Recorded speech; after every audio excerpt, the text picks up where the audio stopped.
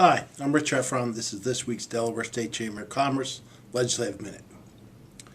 On Sunday, some of you may have read the column by Speaker of the House Pete Schwarzkopf and Patricia Blevins, the President Pro Tem of the Senate, regarding the recent study that was done on spending by the Delaware Business Roundtable.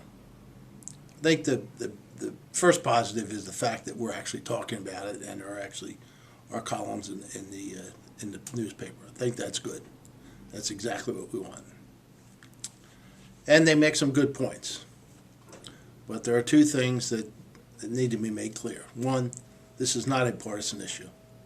If you read the report, you won't find the word Democrat or Republican in there, and you won't find any specific names.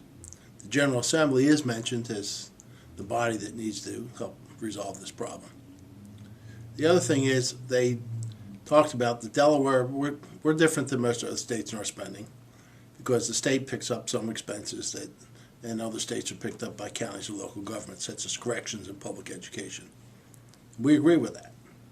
But in fact, the report combines both local and state spending and compares it to Delaware.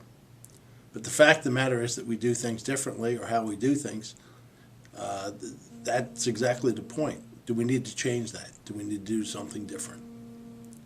So if you read it over again, read it in that light, I think you'll find it to be a positive.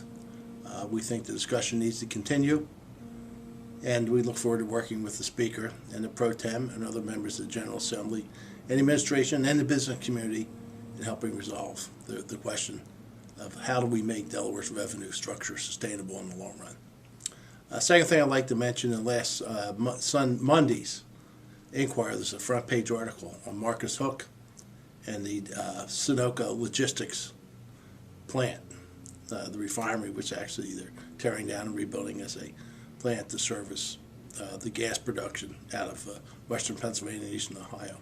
It's a good article. It talks about the town, talks about the facility, and the $3 billion they're going to spend, which we spoke about last week. This is something that Delaware needs to take advantage of. There will be thousands of jobs servicing that facility, and it's right on the Delaware border. So we need to get serious about how do we tap into the structure of that industry and the rebuilding of that industry in Marcus Hook. Anyway, that's it for this week. Look forward to speaking again next week. Thank you.